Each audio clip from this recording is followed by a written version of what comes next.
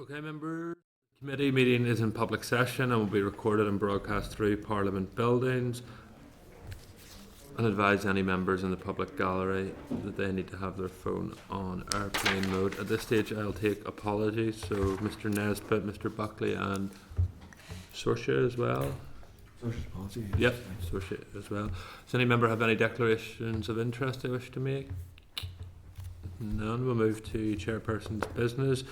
To advise members that in written answers the Minister referred to sub-regional plans. The committee is to be briefed on these in the autumn. The Minister advised that the plans would be a series of actions from the Department and its arm's length bodies, and that they were just the first stage prior to wider cross-government action. We may, as a committee, wish to write to the Department seeking clarity on what will be told in the autumn in respect of these sub-regional plans. Are members content? Yep, perfect. Okay, draft minutes, members. Then if I refer you to page 7 of your pack, where they'll find a copy of the draft minutes of the Economy Committee on the 5th of June. Are members content that I sign these as a true and accurate reflection of our deliberations? Yep. Okay, perfect. Matters arising, members. Is there anyone in the room that wishes to raise any issues from the minutes? No. Online, anyone? No. Okay, we'll then move to item number 6, which is oral evidence from Hospitality Ulster.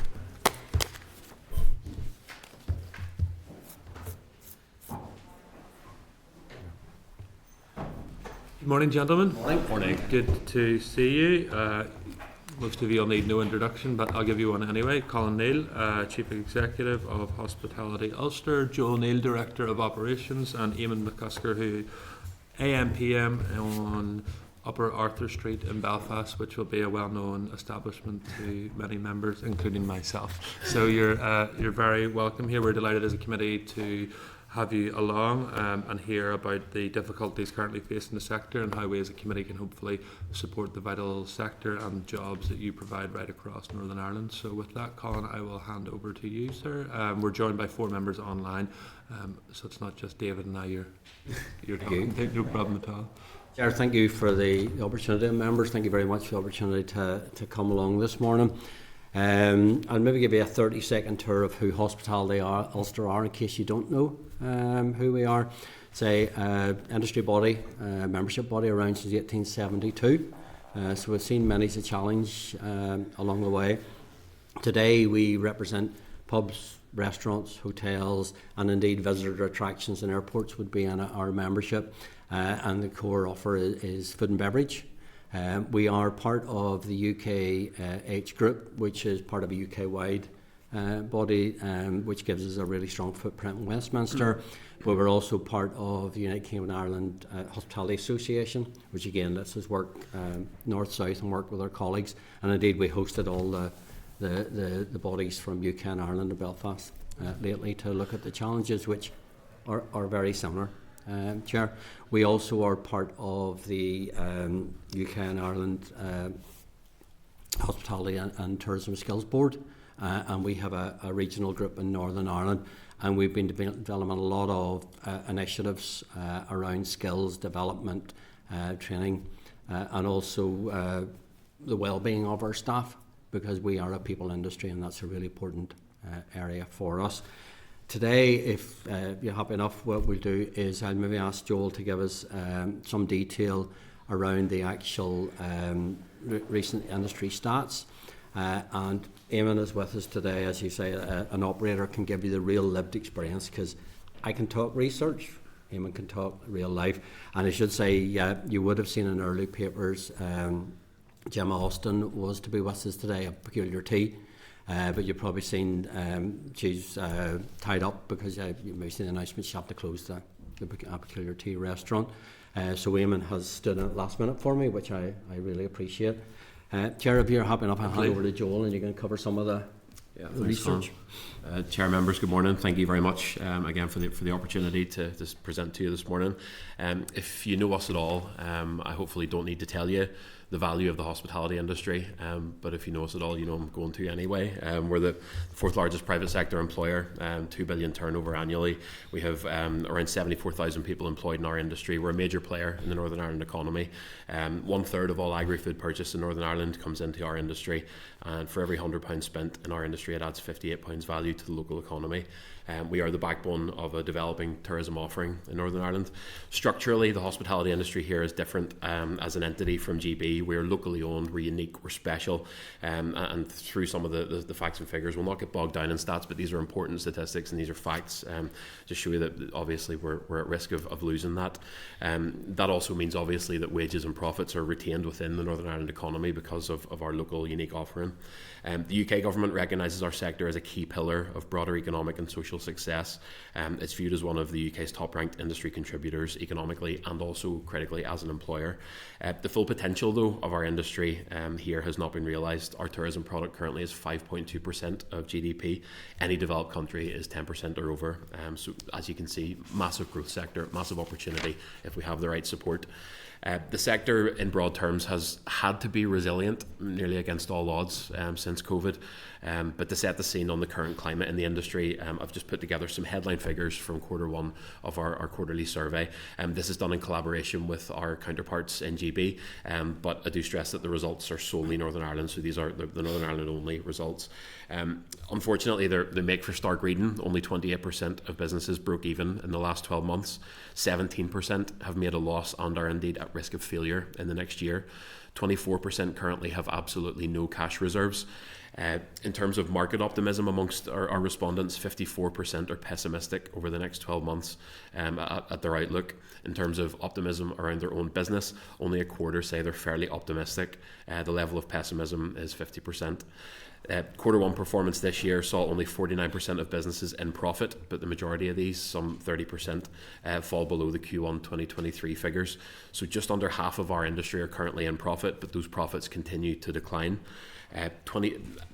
To set the scene on this particular stat, we're an industry that has to reinvest. We're not like a shop. Every 4 to 5 years, our businesses have to continue to move with what the trends are and with what customers want. 20% of the industry are decreasing the investment in their premises. 43% are unable to do anything more than what they currently have. So broad terms again, accommodation in relative terms are doing okay. Okay is maybe a strong word. The pub sector is struggling. The fundamental model for a restaurant is currently broken. We're an industry that operates with very high turnover but very, very low profit. Increasing costs, increasing overheads are driving up prices. Food's up 14%, drinks up 10% over the last year. Businesses are not profit making. You hear a lot of conversation about prices in our industry. That's not profit making, that is simply survival. The model is currently broken. If you set that against the wider economic picture, footfall is down. Serves per visit, so whenever people come and have a night out, the amount that they're spending in our businesses is down. To look at skills, to look at wages, national living wage increase, I preface this by saying the national living wage increase is good. We want to pay a good living wage, but it has consequences. Staffing costs are up 12% in a very labour intensive industry as a result of the national living wage increase. And on staffing and recruitment, 52% of our industry are currently experiencing staff shortages. In terms of job vacancy rates, 12% of roles in our industry are unfilled currently. There's a lot of concern regarding recruitment. 27% say that they're not confident and 11% say that they're not at all confident. So look, it's not just food, drink, wages, it's everything else. It's energy, it's insurance, it's rent. The bottom line is that businesses are now unviable here because the cost of providing exceeds what you can charge, and that's what we're seeing on the ground. To flip that though, despite that, consumer research on the consumer side actually shows that the demand is still there. People still want to. We have been a leading voice and a champion for going out and enjoying the hospitality sector in Northern Ireland. We do it more than the rest of the UK. People just don't have the same disposable income to go out, and whenever they are going out, they're spending less just because they have to pick and choose. Finally, those surveyed were asked to choose their top priorities, what they need to fix this, what are the biggest issues. 93% put VAT in their top 3 priorities, 69% put rates in their top 3 priorities. To summarise, and thank you again, the stats here tell me anyway that we need to address the unsustainable overheads and a broken model. whilst continuing to tackle the industry-wide skills shortage. Thank you. Jared, I just cover a couple of points and then I'll hand it to you. I mean, what really comes to that when you do the research, and we do a lot of research. I remember somebody once in government told me, "In God we trust, everybody else bring data." So we bring the data, and you'll have seen we give you some in advance of this meeting. In the context, we've got some of the highest business rates in the UK. If I pick on some, City of London 56p in the pound, which is really what you pay. City of London 56p in the pound, Belfast 60p in the pound, my own hometown of Lawrence 67p in the pound. And while some people will argue about things like that, or about our property prices are lower, if I look at pubs who are based on their turnover, that blows that out of the water. If you actually look at pubs, they pay 34% more per business sector class than any other property class in Northern Ireland.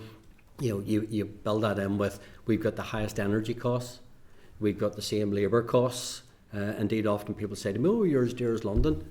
Why wouldn't we be? We've got the same costs based there. And I'm going to hand over to Aidan, but if I look at the food inflation in the last 2 years, food inflation has been 25% into the industry. The previous 10 years it was 9%. So you can see there's becoming a model that just now you cannot charge the price point. And with that, no better man to tell you, actually the lived experience, because it's much, much worse than when you look at the stats. Thank you very much for the opportunity. Really, I just want to kind of give you, without over sensationalising it, to give you a real bit of context with respect to what kind of environment we're working in as an industry, and plus a personal kind of bit of information about where my own business has come. We have been in Belfast at the same site for over 22 years, now getting into our 23rd year. And again, not to sensationalise things, I've considered the last 12 to 18 months to probably be the most challenging period that we've actually worked through. And that's gone through flag protests, COVID, everything else that's kind of come before that. And the reason being is that I'm a great believer that if you control the controllables, you'll be successful. But there's a certain element of controllables that we have no control over. I'll give you a bit of context to that. We took involuntary loans through COVID, for the COVID loans, in order to survive. We did that in the context that we wanted to get through to the next day. And we've kind of travelled through that over the last 18 months to 24 months, compounded by the increase in costs. And just to kind of summarise what that, kind of simplify it, and what way we normally work, within our industry we have a thing called a prime cost. And I contextualise prime cost as being cost of food, cost of beverage, cost of wages. Those three elements, if you really keep them in control relative to your sales, you'll be a profitable business. Cost of food, as Colin said, is totally elevated over the last 24 months. Cost of beverage, operational costs such as insurance has more than doubled. To give you a bit of context to that, in the last year, my own insurance at one of the sites has went from £28,000 to £42,000 in the period of 12 months. Energy costs over the last 24 months has actually depleted working capital, because you actually had to fund it through your own working capital. To go back to the prime costs with respect to your beverage costs, your food costs and your wages, to kind of explain the impact of the minimum living wage, we all want to service and look after our staff. It's it's labour intensive industry, but a normal operating restaurant will work between 30 and 35% in your average staff costs. Most of the people within the industry, if they're keeping it below 45 and 40 at the minute, they're doing very, very well. Some people are working at 50% labour costs. We're personally working between 40 and 45%. Now, that, if you can increase prices, you can actually weather one or two of the storms, but it's like the worst sort of scenario. We cannot control wage costs and we cannot increase prices. To give you a bit of context to that also, if I had have transferred the cost of the recent minimum wage increase within my own business, I would have had to put selling prices up by 27%. You cannot do that. We cannot do it. The industry is top-ended at the minute. You know, you can only pay a certain price for a steak, you only pay a certain price for a pasta dish. We understand that the disposable income within the industry is not there, so therefore we're treading water. And within the industry itself, and we're chatting to industry colleagues, there's a lot of people holding on to the banks at the minute, and the tide is getting higher. And again, that's not to over-dramatise it, but I'm sitting here as an operator. We're still doing really good numbers, but we're making no money. Our working reserves and our working capital is depleting. What happens then with that? You're then looking to the staff members that you currently have working for you, and you're asking them to do more with less people. What happens there then is that you can't obviously mentor people, you can't train people, you can't create a better product, and it's an ever-decreasing circle. So from an industry point of view, we are in a tough place. I've been in this industry, working within the industry as my family have since I'm 11 years of age. I know it like the back of my hand. And there's real issues at the moment within the industry whereby we can't continue on in this vein without help. Something has to give. We can do what we can do and control what we can control, but at the minute it's out of our control. And that's really what I'm here to say to you people today, is that we need help. Thank you for that, Eamon. I think that gives a stark context in which your industry is operating. And in terms of that help and support, I know Joel had obviously given an overview in terms of the three key things that the industry as a whole had asked for. Obviously, VAT somewhat outside of our control, but in terms of having a devolved assembly, I consistently say from the return of this place, it's not going to be judged on its simple return, but about its ability to deliver for real people across Northern Ireland. And I think there's no more fitting sector than what you've just outlined. Where do you see the key asks and key delivery that we as a devolved administration can do to try and support you? The biggest wish, obviously, which you've alluded to, you don't really have control over, is the impact of a VAT reduction would totally change the whole industry as a whole. Yeah. To give you context, that you would have the ability to reinvest, you would have the ability to reward, you would have the ability to create a better product. You wouldn't be in survival mode, you would be in a mode whereby you're actually enabled to actually be creatively better than when you currently are. You would thrive as an industry. What you do have control over at the minute is the transfer of of giving us the rate reduction, which would have a massive. What you currently pay in terms of what your rates bill? Yeah, our rates at the minute are £32,500 in the city centre in one of our sites. Yeah. £26,000 in one of our other sites, and similar on another site that we have.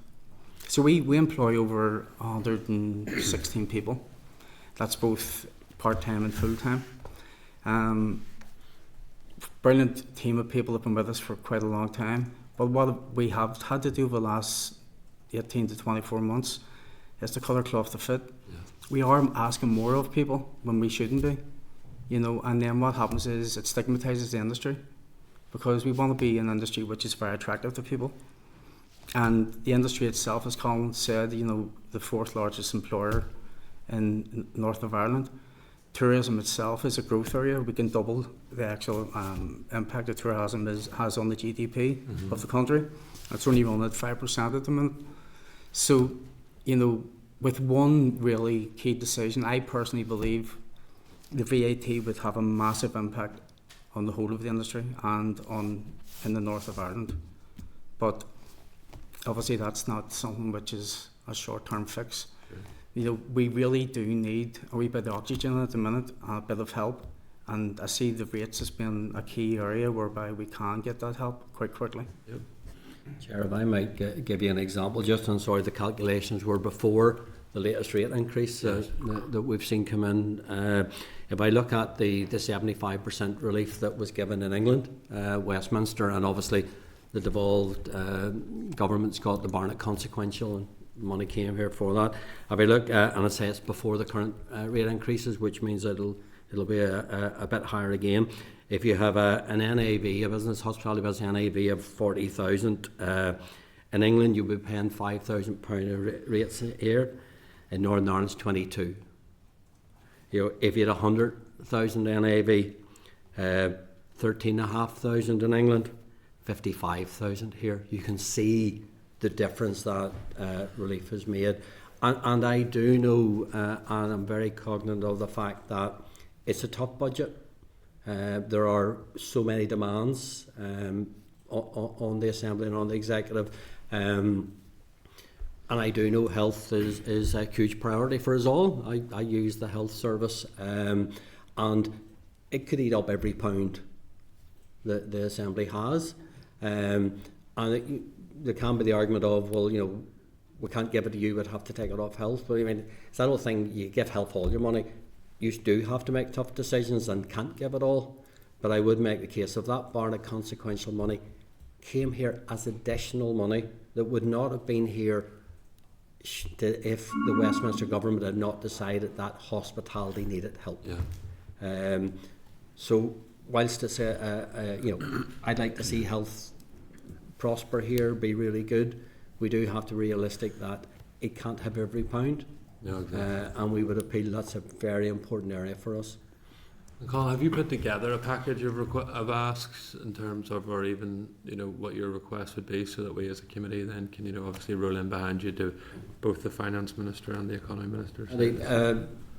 So you'll have seen the evidence paper, written evidence we submitted, but I'll summarise through them.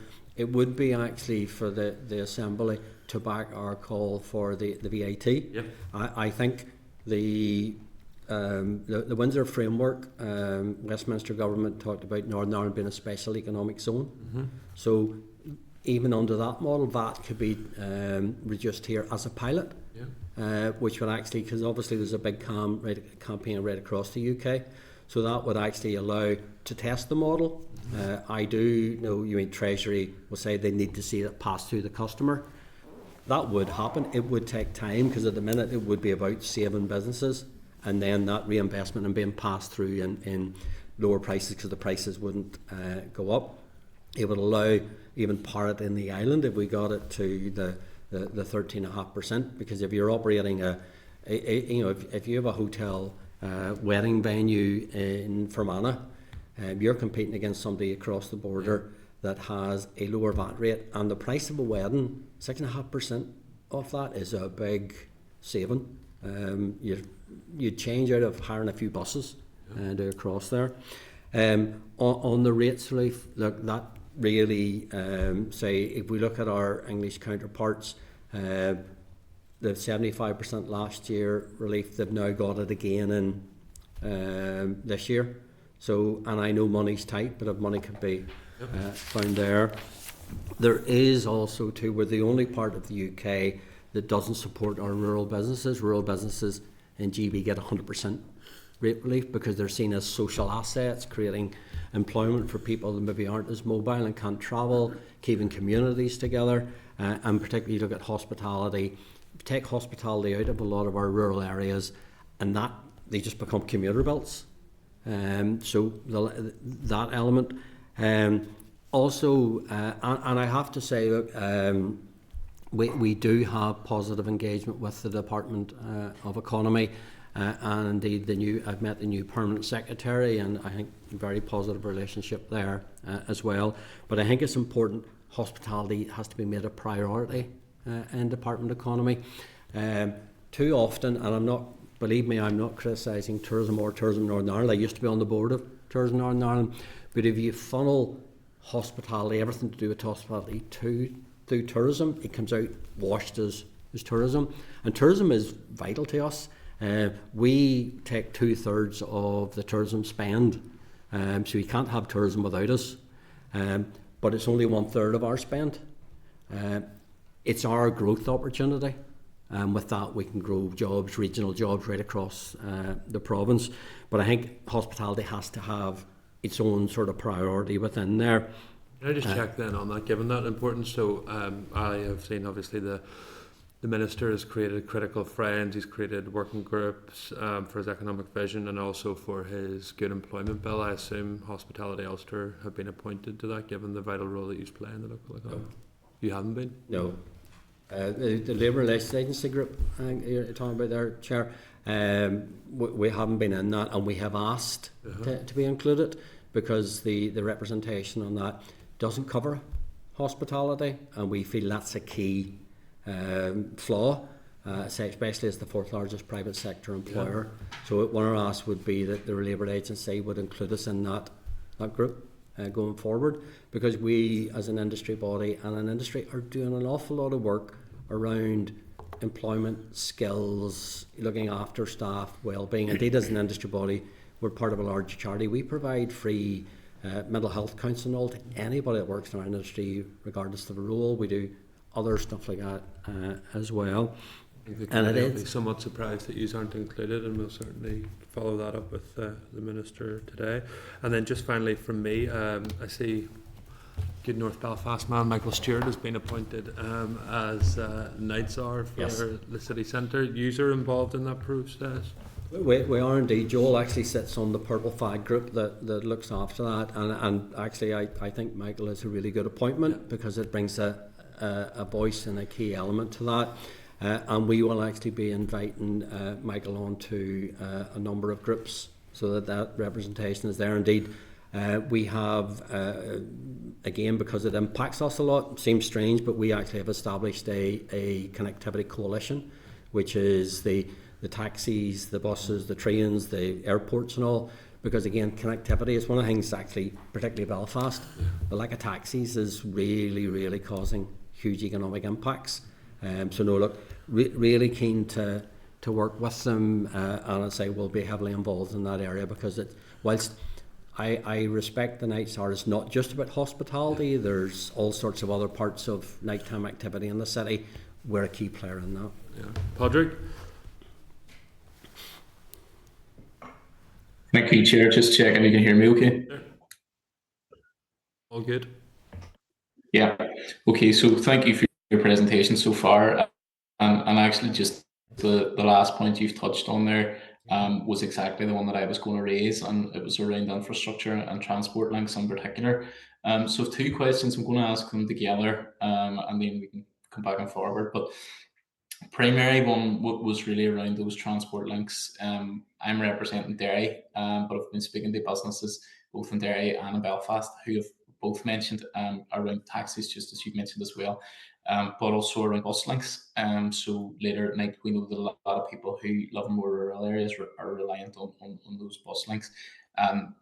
We've been in regular contact, constant contact nearly with TransLink around that and trying to get those later night bus services.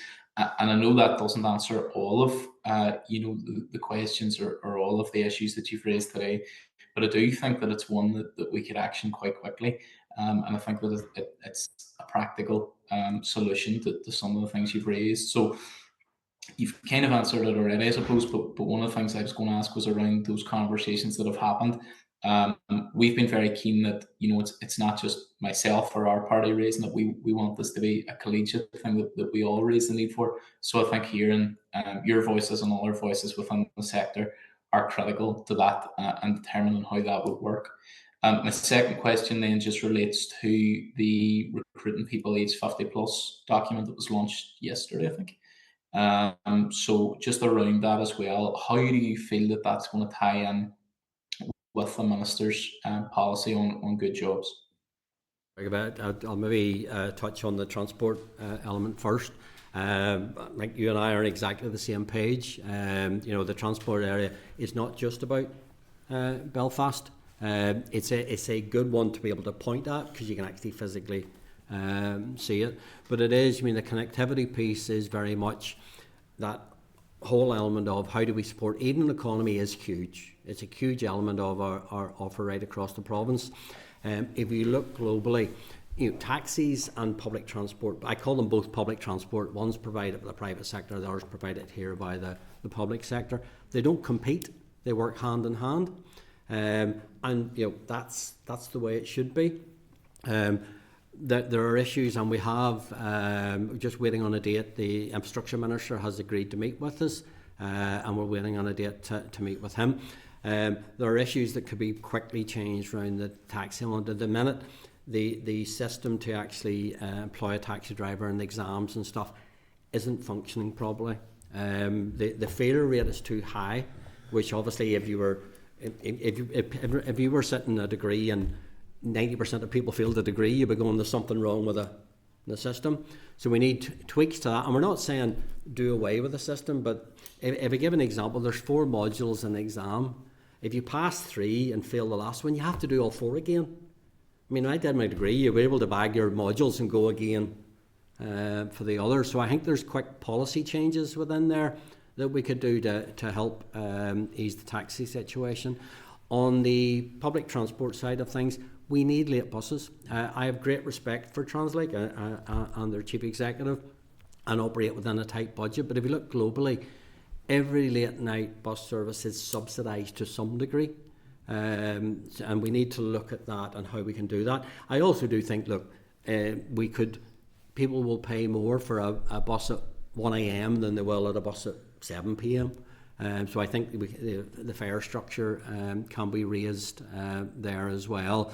But I do think that we need to move on this. We're seeing displacements. So look at restaurants, because of the late night thing.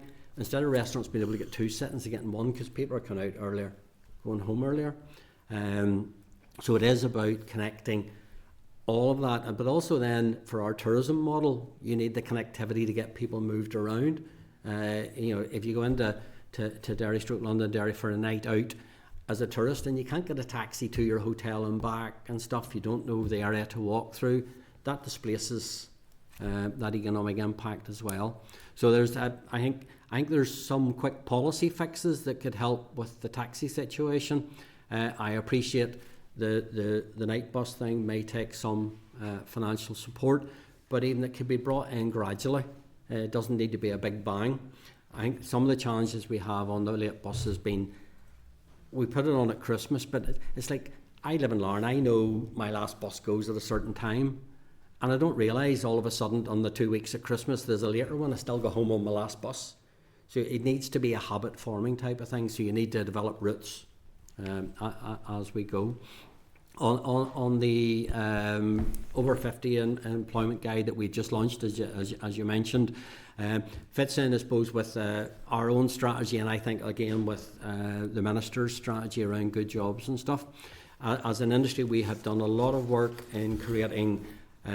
We have our wellbeing and development promise, which we're encouraging business to sign up to, which is about how they treat, develop, look after their staff, work-life balance, paying fair wages.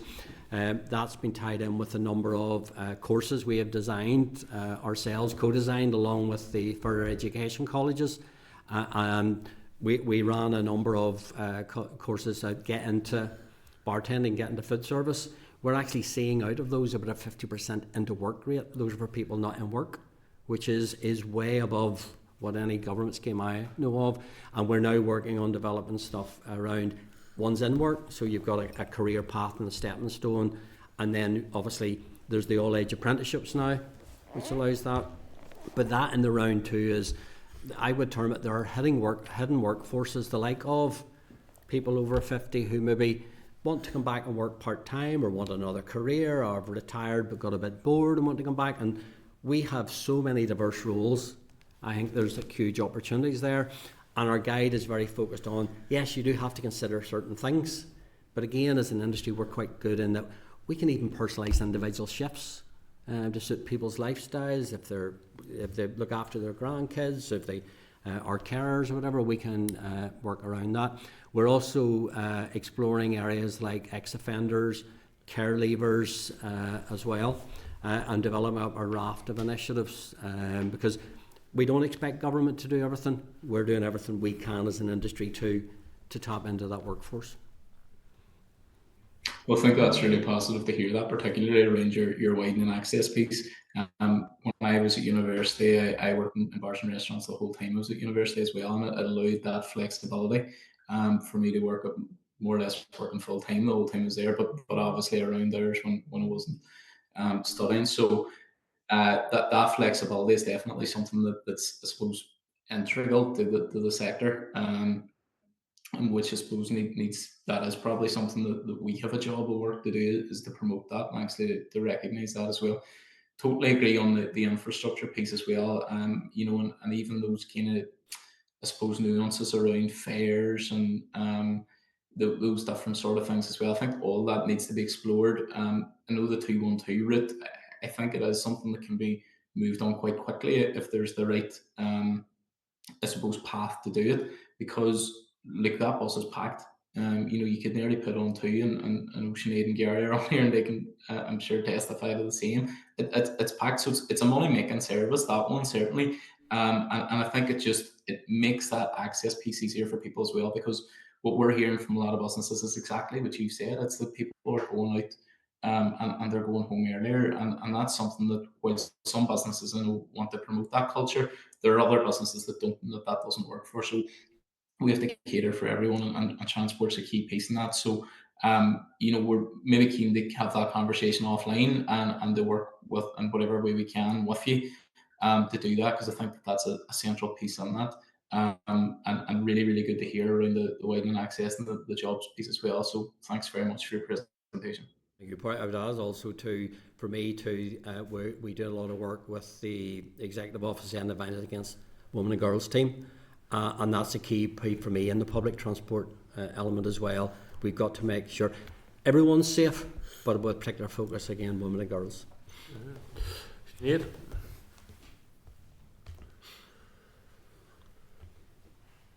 Good morning, everyone, and thank you for your presentation. And I suppose it's very stark presentation, and I find it really concerning that 17% of businesses are stating that they're at risk of failure in the next year. I find it stark, but I'm not surprised. It is the perfect storm that is actually happening out there, and we can see it in our communities right across Northern Ireland.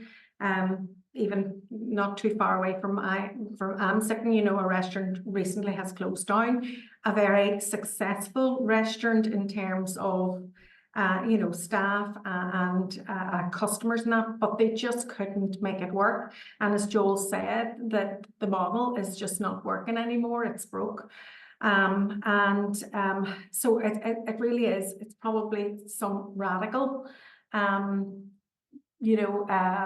policy that needs to be implemented in order for to save these businesses, because tourism is a really massive growth area and opportunity for Northern Ireland. But if we don't have our pubs, our hotels, our restaurants, what product do we have to offer people when they come here? It is absolutely vital. One of the areas that businesses, when I'm talking to them, are really concerned about is the rates, and the fact that we are not supporting our businesses to stay in the high street. And they've said to me, it's nearly like throwing the baby out with the bathwater. Year on year, it's hike after hike, and I have one of my constituents, and he's recently closed down 2 of his chip shops, because the rates that was it. That was the last straw. He couldn't make it viable. He couldn't make it work. But he lost 6 members of staff. So those are 6 people now unemployed.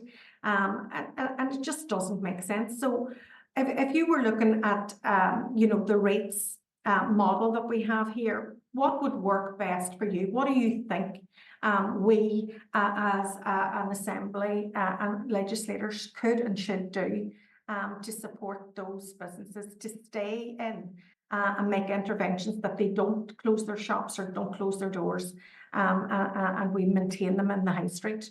Because it's not just the business that we lose, it's a whole ricochet of other things that actually happen when you have that empty space in your high street. Thank you very much, Sinead. And there is a huge social value that hospitality brings, that and I don't mean that social as in partying.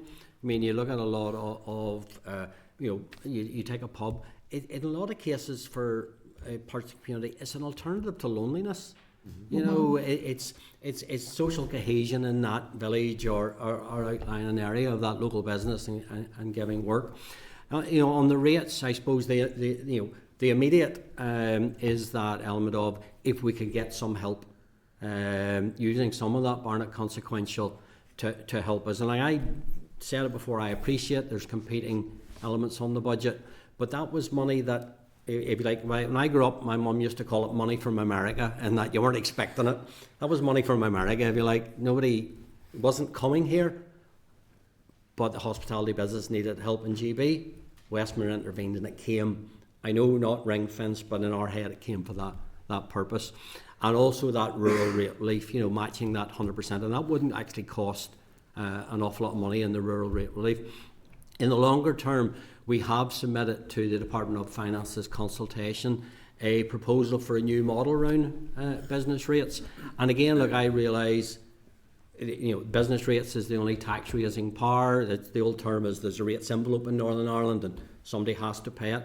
But I think there are fairer systems. It is things like review of the small business rate relief, because no matter how profitable or whatever sector you fall in, if you fit the criteria of less than 15,000 MBA, you get it. With great space, a lot of MLA's offices get it. So that could be targeted more effectively, which means you can actually increase the actual businesses within that. I do think also too there is a model we have proposed, and we're also through our UK Hospitality Group talking to the Labour Party as well as the Conservatives, but I suppose Labour, because we're hedging our bets, that might be the next government, and it's really around what they call a variable multiplier. If you look at government stats, will show they actually govern themselves, look at industries and work out what the retained profit is in a notional model. If you look, hospitality's 18%, I think it's estate agents are 68%, all pay the same rates. And what we're saying is, if in a model of a variable multiplier, you could actually use that variable multiplier to target businesses that need it, or indeed target businesses that are on your high street or whatever, and allow you to actually support them, and adjusting the multiplier to more profitable type businesses paying a bit higher. So it's a bit a fairer system on who can afford to pay. It also means you could bring in things like the big Amazon sheds, because it would be about the business and the model, not the fact it's a big shed as well. So you could adjust that still to raise the same revenue, but in a very targeted model. I think I included something on the written evidence there, but can get more information on that if you like. And I think that would be a game changer for both, for basically anyone paying business rates, and it's a fairer system. Mm-hmm.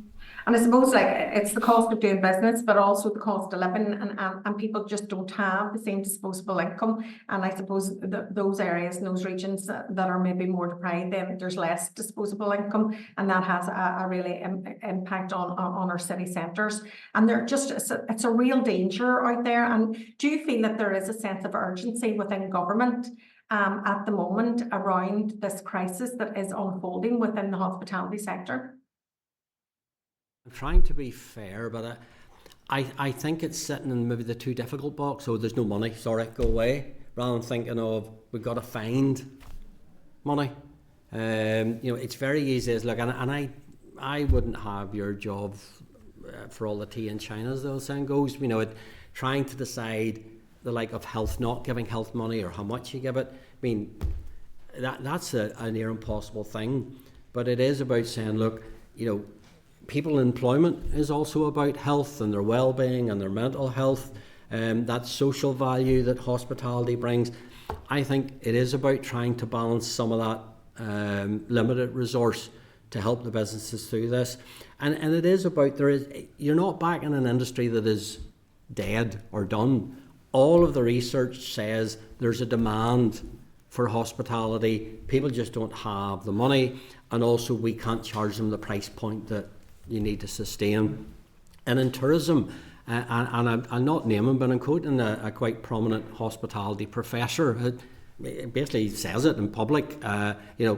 You can have hospitality without tourism, but you can't have tourism without hospitality. If you have nowhere to eat, drink and sleep, you ain't going there. And if I also look at Derry London, Derry Direction, to the 10,000 new student places that they plan to create, you're not going to get too many students if you haven't got a good hospitality offering. I'm not knocking Newcastle upon Tyne, but I don't think everybody goes there because it's the best university in the world. They go there because it's a really good place to socialise, and that's part of student life. So there are lots of social roles and other elements that we affect Yeah. being there or not. And Chair, can I ask another just question as well? So you said you wouldn't be a politician in board, but I've spoken to many business owners, in the hospitality sector, and like they're not in a good place either. The owners, it really is affecting their mental health. And there's an issue around succession planning as well, because the value of their business is becoming less and less and less, and they're really being pushed, to the limits, and they can't even, some of them that are a bit older, that probably thought they would be retired and their, family or something else would be taken over. That's not happening at the moment, and that's really concerning as well. From your perspective as a membership organisation, are you doing anything to support your members in and around succession planning and supporting them? We are. I mean, it's always one of those challenges, because we are, in like most of our business, small and micro, very hard to give direct assistance. And that, I should say, on the mental health issues, we are seeing a rise in mental health concerns. How we see that as an industry is, say, we are part of a UK-wide charity that provides free mental health and different forms of counselling and support.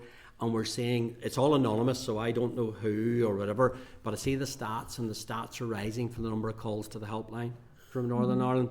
So there are people under real pressure there, and I think that's a huge priority for us.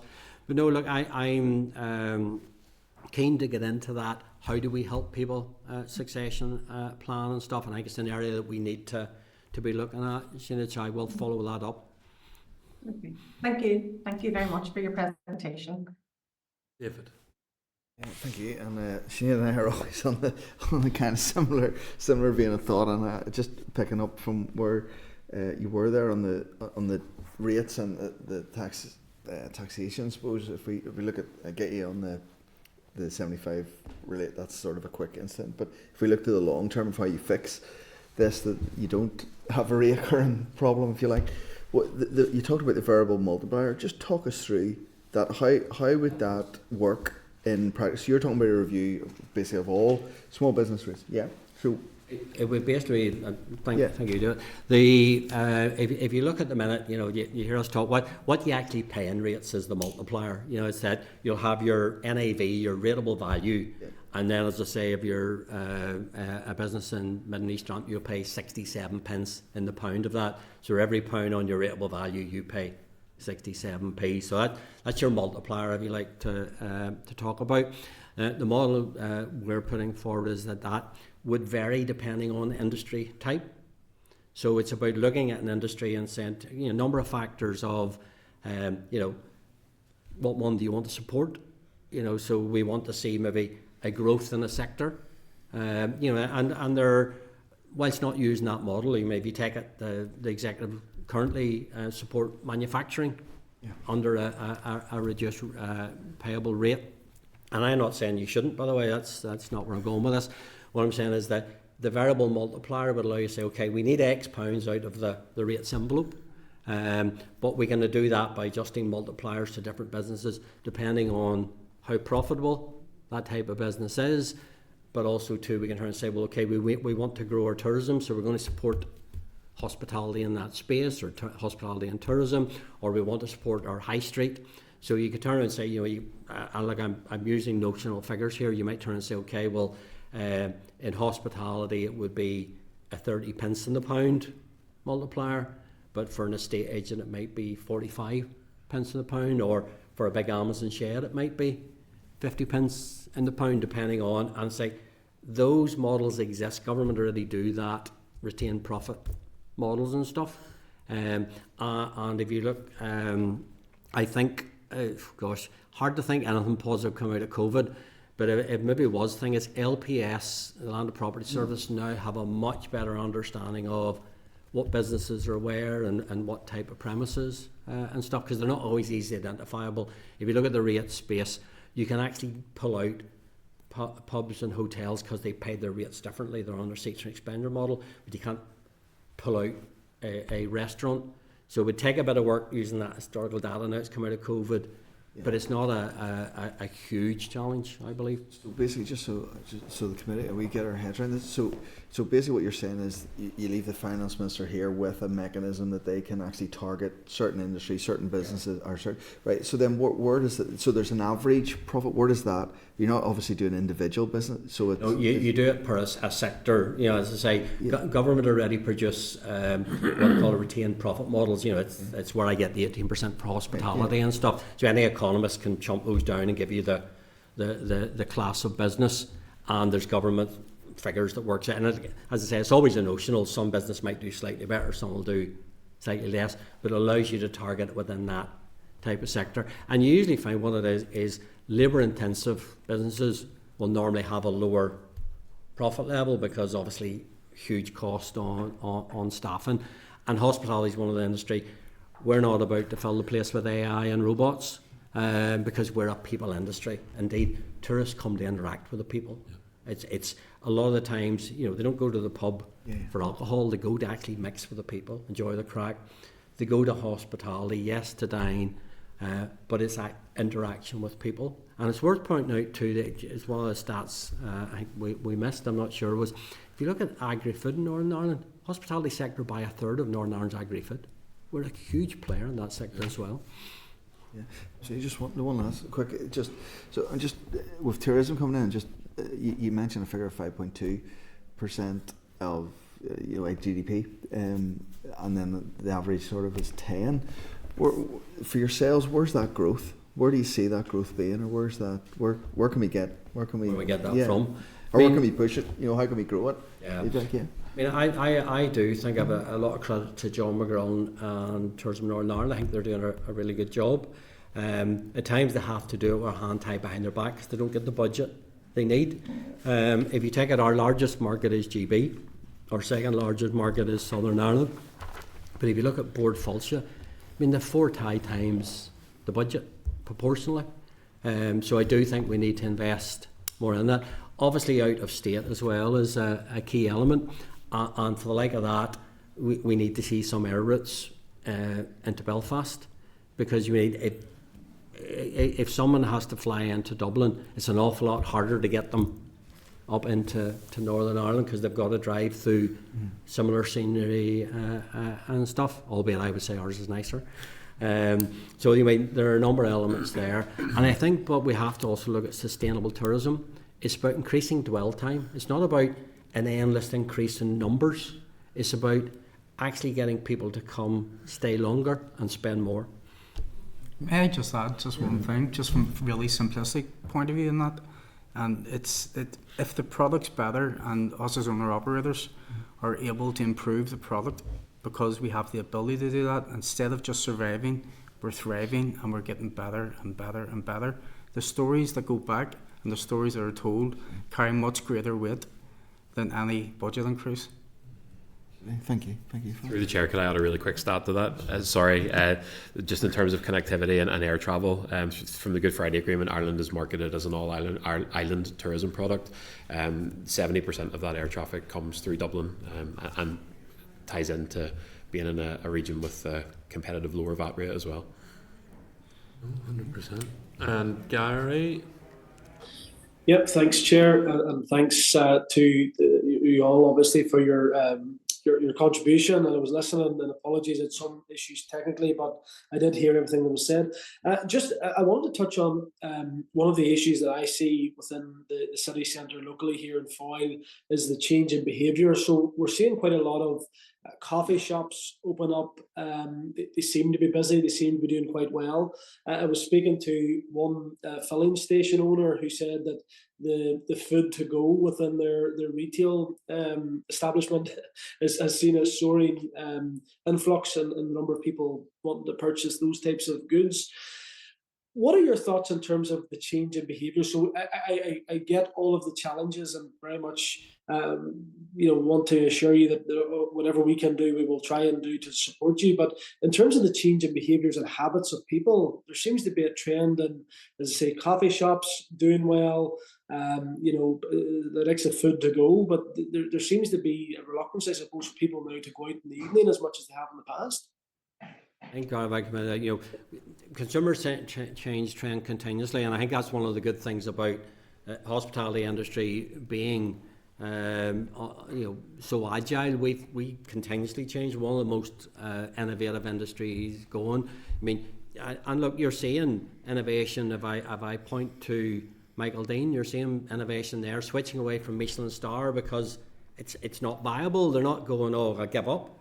They switch and change. I mean, consumer habits do change.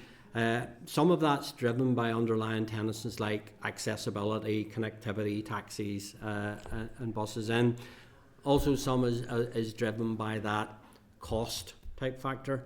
If you haven't the same money to go to AM, PM for a meal, you maybe then catch up with your friends in a coffee shop instead. Or indeed, if you can't go out for a night, you maybe food to go and take it home. So there are underlying trends that change there. The coffee shop element, on the surface looks well, but we're seeing quite a few of them actually fail because although they're busy, they can't make the money. And I think that's one of our biggest challenges. If I take you into probably Derry City Centre tonight or at Belfast City Centre or whatever on a Friday night, and you'll go, everywhere's bunged. Sure, what are you crying about? You can't get a table, you can't, everybody goes out in that one night, or 1 or 2 nights. But also too, you can be busy and not making money, and that's our problem. We can't, if we were charging the prices that were needed, people would they just wouldn't pay it. So we're caught in that difficult thing. And look, already people do give it to me about, oh, we're charging far too much, because people don't realise if they buy something from a supermarket or whatever, buy food from a supermarket, there's no VAT on it. As soon as the Eamon heats it up, there's 20% VAT onto that. So when you go out to dine, a clean, full 20% of your meal is going straight to the exchequer. So there are costs that the consumer doesn't see. It doesn't see all of those elements. And that in itself can deter people going out to think we're dear. Unfortunately, we're not actually as dear as we should be. We don't want to be dear. There's no point in having your price list at a point where nobody can afford to go to you, because just then you get no customers. But also, there's no point in running the business that lose money. Well, one of the things, obviously, during COVID, we've seen government act quite quickly in terms of reacting, whether good or bad. They reacted quickly in terms of the hospitality sector.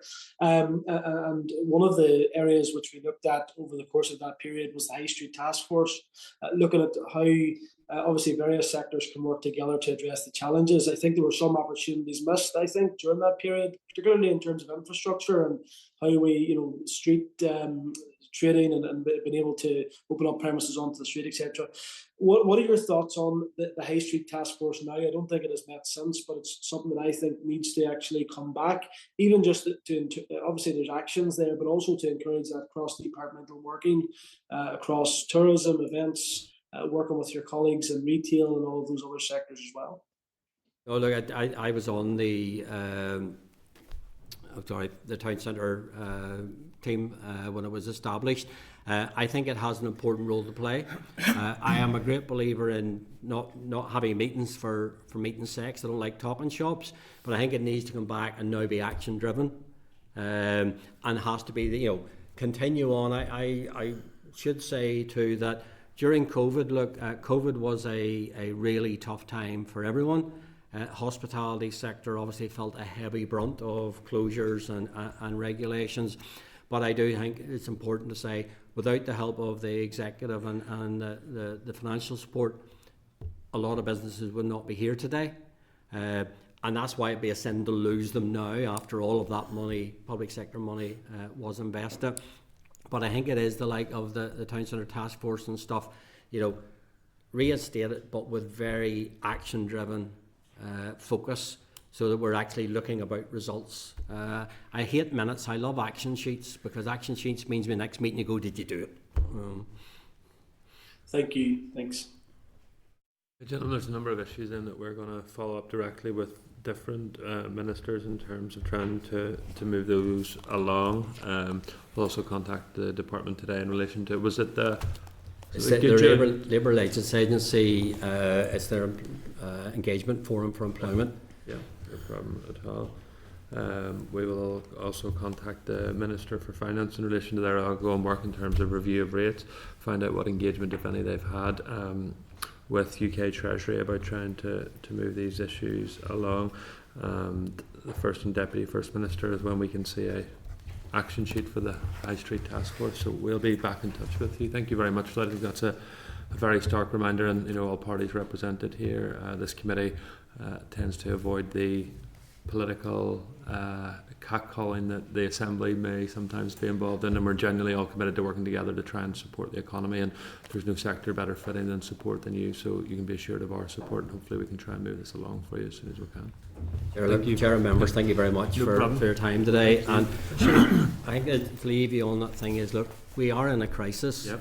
But all of the consumer research says the demand is there. So it's not about investing in an industry that is collapsed. But we will if we don't get the help. 100%. Thank you very much. Thank you. Thank you.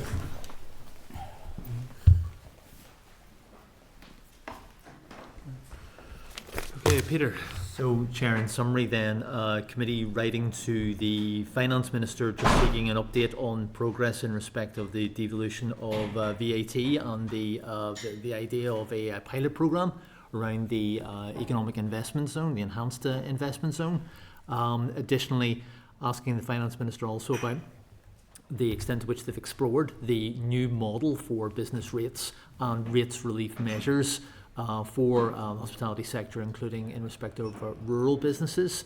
Additionally then, writing to the Economy Minister, just suggesting the inclusion of hospitality in the Labour Relations Engagement Forum for Employment, and also in terms of their inclusion in the with the Skills Council. Yeah. And then finally to TEO, basically asking them about indicating the committee's support for the High Street Task Force, and suggesting that in order to deal with this particular set of situations, it be given a set of actions, relatable actions, in order to address the problems in the hospitality sector.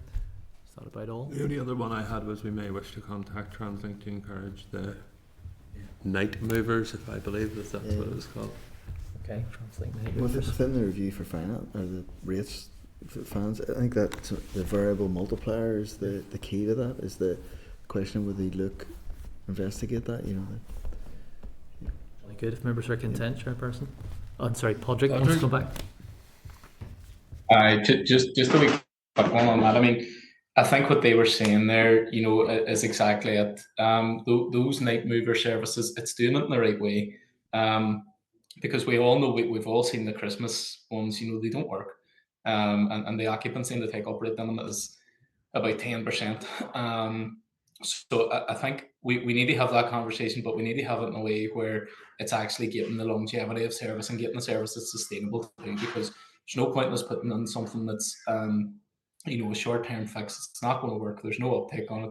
So I think if we're asking that night mover service, rather than actually just the request for TransLink to do it, I nearly think it's a meeting between ourselves, or Chair, I don't want to speak on your behalf, but either yourself or you know, somebody on behalf of the committee, and TransLink and hospitality, to get them in the one room, because I think if we just send a letter and ask for this to happen, you know, it's going to be the same stock answer. So I think we need to look at it in a kind of innovative way here and say, look, what works, and we need to hear that from the sector primarily, rather than from TransLink. Is that agreed? Agreed then. Okay. Happy. Everyone content? Okay, we'll then move to item 7, which is tourism oral evidence from EU Economic Policy Centre.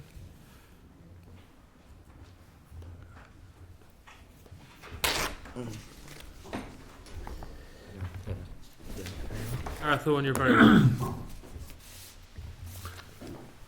Okay, members, the committee will now receive an oral briefing from witnesses from the Ulster University Economic Policy Centre on its recent report on tourism. You will refer members that page 30 of your pack, and I'm very pleased to welcome Gareth Hetherington, Director of the Policy Centre, and Owen McGuinness, Principal Economist Gentlemen, you're both very welcome here, and we look forward to hearing from you, so I'll hand over to you.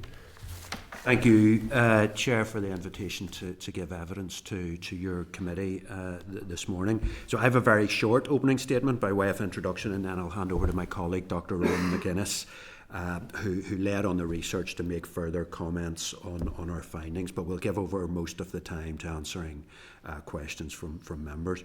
So as some of you may be aware, the Ulster University Economic Policy Centre is an independent economic research unit specialising in areas such as economic development, the labour market and business growth. Now, this project was undertaken in partnership with Dublin City University and it sought to map the tourism sector across the island and identify potential policy measures which could help grow the sector north and south. More broadly, from our perspective, the tourism sector has enjoyed significant growth over the last 25 years and has an important role in supporting the Minister's economic vision, particularly in terms of achieving greater regional balance. While some sectors such as professional services and IT tend to cluster in large urban areas, tourism also provides economic activity across the entire region. And by creating employment opportunities, it can reduce the need for local people to leave rural areas. Now, the tourism sector also provides jobs across all parts of society, from young to old, for those with lower qualifications to those in highly skilled and qualified roles. Now, the nature of many roles in the sector also allows for higher levels of part-time working, which is important to those with wider responsibilities, including those caring for children or older people. It's often the sector which provides many people with their first job. And this introduction to the labour market helps develop wider skills which are of benefit to other sectors in the economy, including the development of customer service skills, commercial skills, team working and a broader understanding of the world of work. In addition, as economies become wealthier over time, there is an increased demand for travel, and so the tourism sector has good long-term prospects for growth. Furthermore, given the people-facing aspect of many roles, these jobs cannot be automated and therefore are more resilient to trends that may impact other sectors. And finally, on the social side, tourism revenues provide the funding to preserve and restore our cultural and heritage assets. So in summary, it is a sector that generates significant export revenues from overseas earnings, creates many high-skilled jobs for those with career aspirations, and it will continue to grow in the long term. As a result, there are many reasons to be positive about tourism, and as a sector we should continue to support. So I'll now hand over to my colleague, Dr. Rowan McGuinness. Thanks, Gareth. And thanks to the committee for the opportunity this morning to talk about the report. As Gareth mentioned, and as we noted in the briefing provided to yourselves, the project has been undertaken in partnership with Dublin City University as part of a wider research programme looking at different aspects of the island economy, and this report is the first output from that wider programme. We'll be looking at other areas around foreign direct investment and the regional economic picture as well, and we're just about to launch in the next couple of months a labour market dashboard that'll provide a good comparison of labour market data on an all-island basis. In terms of this report then, not keep you too long, but it was just really to draw attention to some of the key findings from the research, and I think particularly highlighting a couple of aspects: the significant growth that has been enjoyed over the last 25 plus years in Northern Ireland. Even with that, some of the continuing north-south gaps that exist. The challenges facing business, I think, is another kind of key area of the research. And then what we see as some policy responses that have the potential to build on the current levels of tourism performance and also on the current levels of cross-border cooperation that already exists in this area. So in terms of the kind of the performance of the industry in attracting both international and domestic tourists, and I suppose just kind of by way of definition, cross-border tourism or travel is counted among the domestic numbers within this within the definitions. The growth has been very strong in the 2013 to 19 period, up to really the last year before the pandemic. It's been strong in both parts of the island, and came close to a sort of a 12 million mark for international visitors in 2019. Since the pandemic and since the travel routes reopened, the rebound has been faster, I think, than first expected, and certainly the consultations would echo that. It's been a difficult period, but that resilience that we outline in the report is certainly evident, both across the firms involved in the sector, but also I think in terms of more importantly in terms of the numbers coming into the island. And by September last year, when you look at the kind of 12 months up to that period, our travel numbers are back to almost 100% of where they were in the 12 months up to September 2019. So we're kind of there or thereabouts. Probably should be said that is a little bit less on the northern airport side than the southern one, but nonetheless for the island as a whole, we're back to pretty much where as we stood back in September 2019. Now, despite the strong growth that we've identified in Northern Ireland, and that's gone over a whole period of 25 years, it's interesting, I suppose, and the report highlights this, is that it still is operating at around about a 20% share of international tourism. Now, there are various reasons I think for that, and operating, I suppose, at a lesser share really of, the South has a bigger proportion of expenditure than visitors, and I think there are a number of reasons for this. Certainly the head of tourism and I highlighted a number of those in the Belfast Telegraph article the other day. Two, I suppose, just to give, and there are probably more than that, but international visitors that come into Northern Ireland tend to be more likely to be visiting friends and family than visitors who are going to the south on a holiday or a business trip. So that's one, and less money is left behind. So you might have a good performance in terms of numbers, but a lesser performance in terms of the expenditure left behind. Another dependence, which is different north and south, is that on visitors from GB. Northern Ireland would have a much higher.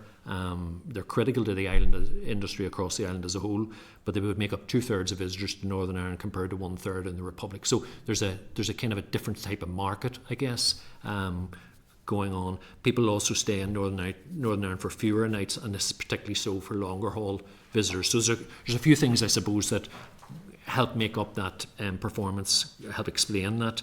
And as a result, the GVA generated by the tourism in 2019 was almost 5 times larger in the Republic of Ireland than that generated in Northern Ireland. So that's a kind of the scale, if you like, of the difference, I guess, in some ways. One thing that was picked up in the media coverage of the report, and is probably, I think, an important one if we're talking about convergence in performance, is how well the cross-border market has done, and particularly really over the last couple of years. If you take in 2013, 10 years from the previous data, less than 100,000 cross-border trips being made in that year, and that has now gone up to 300,000 per quarter in every quarter in 2023. So you're talking about quite a significant jump really in that, and it probably, despite the commentary, and I would hear this sometimes when I'm kind of in the south, that many people in the south never travel to Northern Ireland. I think that's dissipating quite significantly, and I think that probably also highlights the potential that's there for the industry in Northern Ireland to do better, not only in the cross-border, but in time in the international market as well.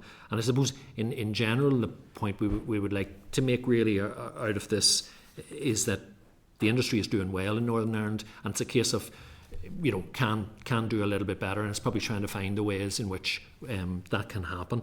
I suppose another thing probably to bear in mind that we found in the report when we looked at the challenges, and that is it's definitely important, I think, to highlight the fact that this is not an easy sector to operate in. It never has been, and it continues to be so. And there are a number of, challenges that we identify from the consultations we've done with the industry. They're very similar, I suppose, which is an interesting point, north and south. The labour market struggles, in particular, are getting staff, and then keeping up the industry and business costs that are there as well. But also, I think keeping up with changing trends is highlighted as a key challenge. The things that visitors want to do and keeping up with that. Things that international visitors expect to do because they're doing it in other places, and then they want to do when they're on the island of Ireland as well. So I suppose some of the responses to the challenges are for the industry, as always, for themselves to tackle, but very often I think in partnership with other stakeholders. Promoting the industry as a good place to work and a good career to have not only involves the sector but also involves education providers and others, education providers like ourselves in Ulster University and others who are in that space to provide good career progression opportunities for people.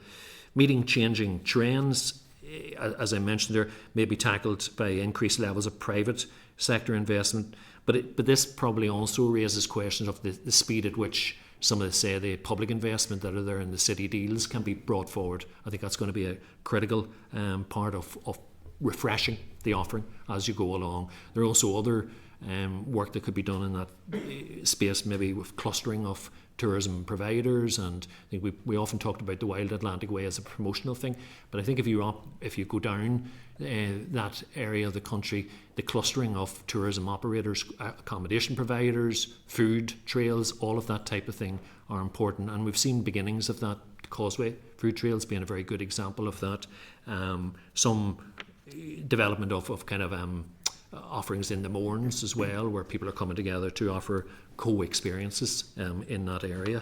So there's probably other areas of policy we can come back to, but just one final point, I think, and I'll go back to the point about changing trends, and that's really thinking about the future. It's not an issue for the island as a whole at the moment, but probably one thing to bear in mind is the whole sustainability question, and I think one of the key things around commentary about tourism in general is the whole question of over-tourism.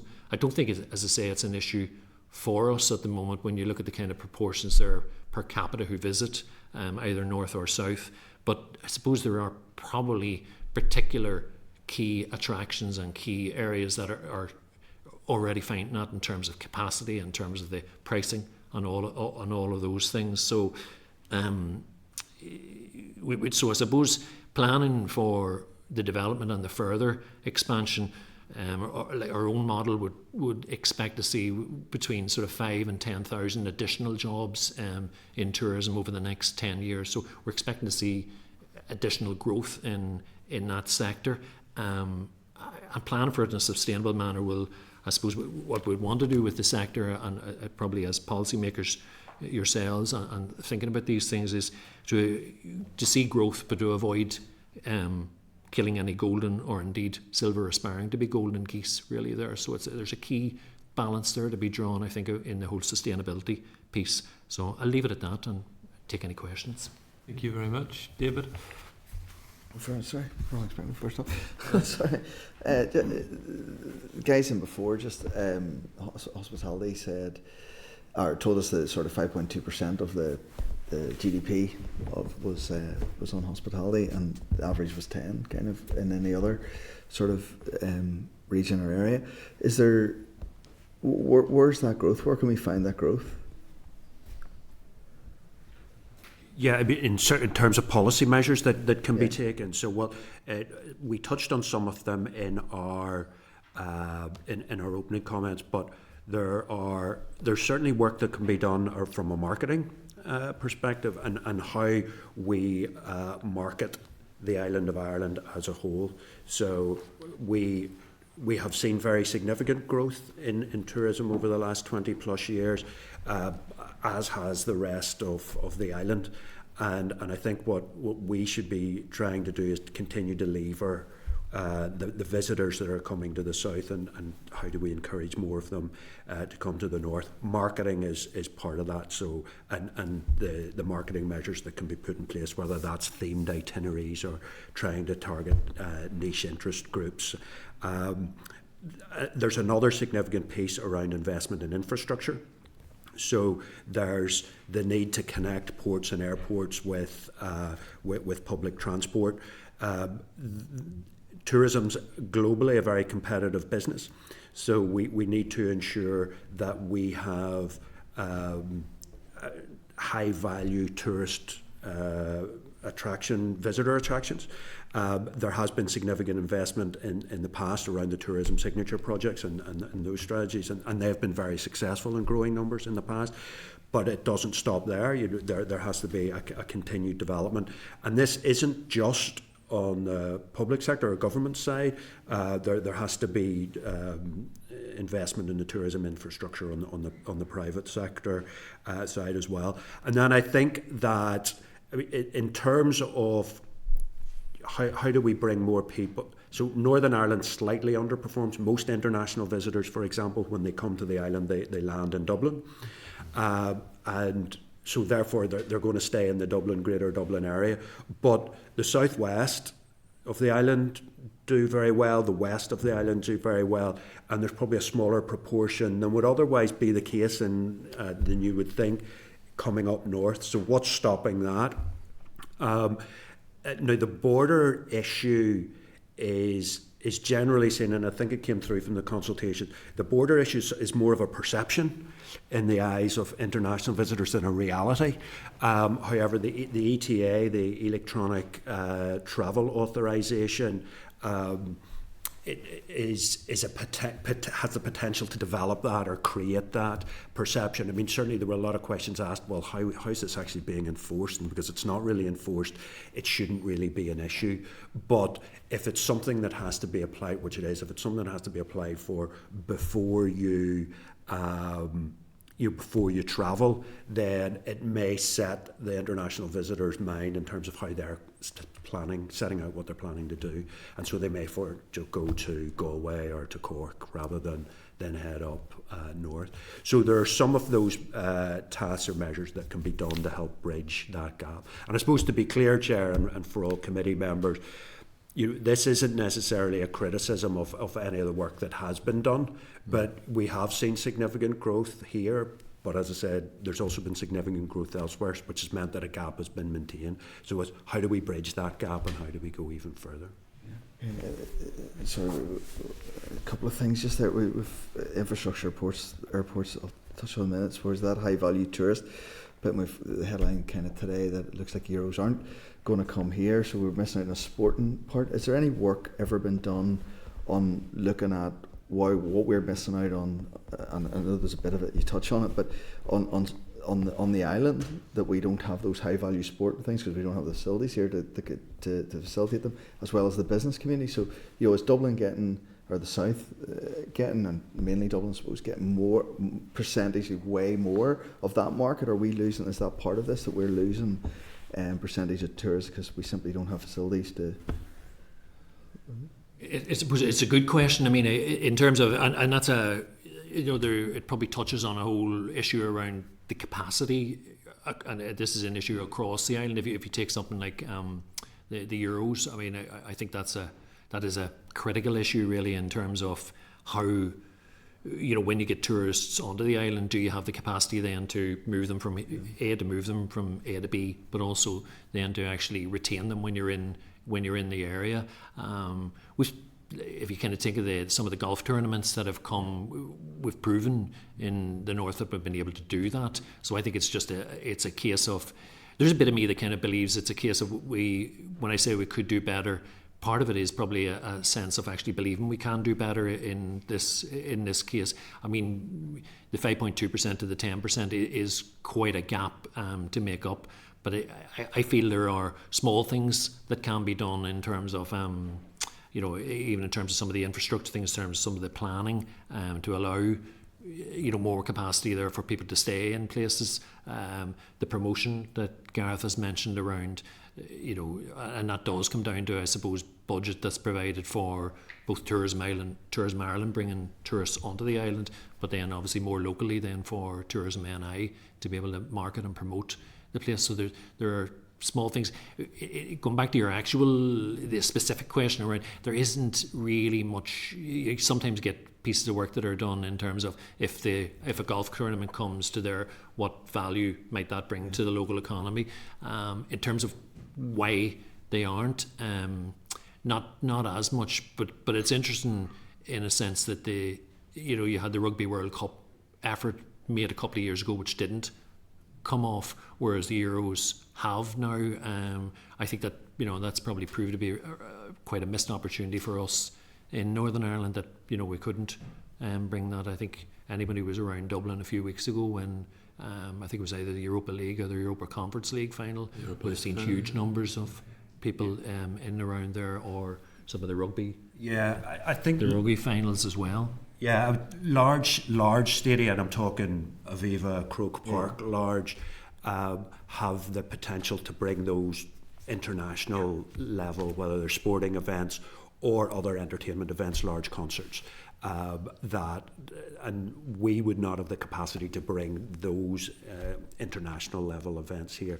But that's, at the end of the day, that's only going to be in Dublin. Other parts of Ireland aren't going to have those facilities either. So the answer to our problem isn't, I'm supportive of development of Croke Park, let's be absolutely clear, but we can't start to look at, we need a 60, 70, 80,000 seater stadium and that will solve our problems. That's not it. We need to, they have to be sustainable on an ongoing basis. Yeah. Okay, and just finally then, just on the tourism, you touched on this, 70% of our tourists are coming into Dublin and we're bringing north. I actually, just interesting, my daughter's in Dublin University, and 3 of their friends were up recently, and only one of them had ever been, and it was the Titanic Centre, never been in Belfast before, actually never been in Belfast, and that was, sorry, I just said, so that there's a market there that we can still tap on, and part of that was just ignorance. It was just, it's not in the psyche to go to a city. They've been to Galway, been to Limerick, wherever, but they'd never thought of Belfast. But on the airport bit, Dublin's capped at 32 million, and it's at close to capacity, or at capacity there. There's got to be an opportunity that we grow that Belfast or the north end of the island, if you like. The Belfast airport this year will be about 7 million, in and around. What can be done there to try and, I know it's our routes and that, but what can be done in a very practical way that we can affect, that could try to bring some of that, so instead of tourists coming into Dublin, they're actually flying in and out of Belfast? Yeah, I think that what you need to be able to do whenever a tourist lands is that they can then travel far and wide across the island and make it easy for them to do that. And so the natural, and this isn't just an air route thing, the natural thing is when you land in Dublin, that opens up the entire island for you. If you're landing in Belfast, you're more peripheral, so it's about, right, well, how do you take that disadvantage away? How do you make it as easy as possible for people to travel from Belfast to, across Northern Ireland, but then across the south as well. Yeah. So it's about making it easy for people, and it's seen to be easy. Love you, Gareth.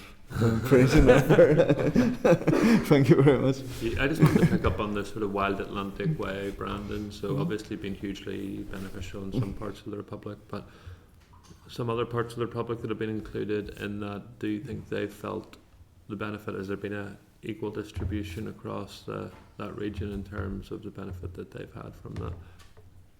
It's a good point. I think if you look at the numbers, if you look at the shares, I should say, really, the south, it would look to me, Chair, that the southwest, particularly in and around, and then say from Galway south of that down to Clare, County Clare, and Limerick City and Kerry, so that end of it has probably benefited more than say north of that, Mayo, Sligo, and so on and so forth, if you look at the shares.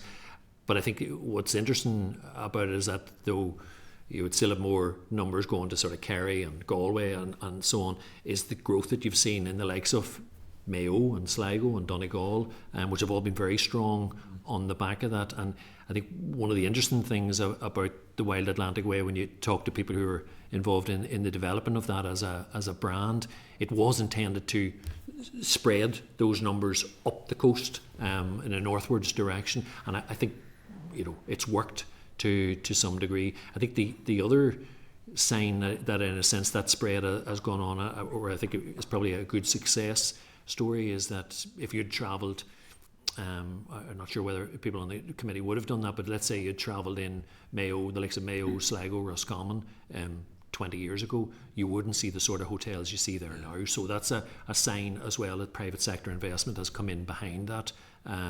So I think from that point of view as well, it's been a success. But the shares would still be stronger, it has to be said, further south.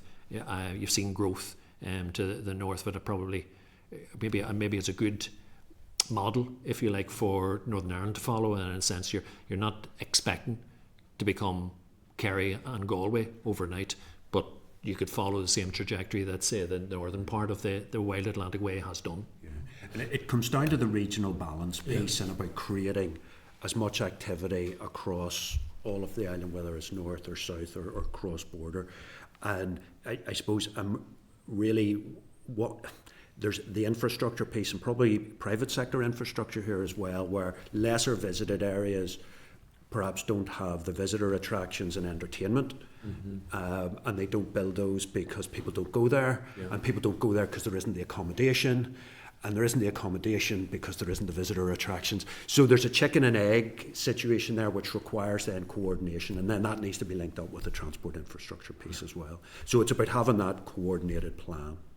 But that sort of tension between, being included in that, that important brand of the Wild Atlantic Way, but also having your own unique selling point as well. So, the Northwest is known for, Halloween and a great place to go to. I'm just wondering, if you extend that brand of the Wild Atlantic Way, does it lose its unique Northern Ireland focus and just become part of a wider region? Or is your view that a rising tide benefits all ships type thing, or you could do both?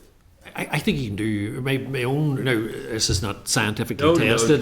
My own view would be that it could be a best of both worlds scenario there, where you could be, I could see you continue to promote the Halloween and other things that Derry and indeed Causeway Coast are well known for within that broader piece. And you can have sub-brands as well. Yeah. Okay. And then my final one is just in relation to air connectivity. So the department will hopefully be briefing us soon on the outworkings of their research into air connectivity and where the focus then should be in terms of Northern Ireland being able to expand its air connectivity. Have you any views in terms of markets that Belfast and other airports should have direct link access to? So that isn't something that we've done work on recently. Typically when you're assessing air routes for economic support or economic development support, it obviously has a business benefit rather than a leisure benefit. I'm going to say leisure, I'm talking about outbound leisure benefit. There has always been this desire to grow routes to North America. And we have been successful in securing those in the past, but we haven't been able to retain them. We need to understand why that's the case. And I know long haul flights are exempt AP air passenger duty in Northern Ireland. That was something that we continue to pay for, that right. So North America is one obvious area, an area that is growing, and I'm just talking about economically on a global level, is the Mid East and linkages into Dubai and Saudi Arabia, areas that are growing where you've got increasing numbers of wealthy people. Those would be the markets that I would be initially looking at, but I have to stress we haven't done any of the detailed analysis on that.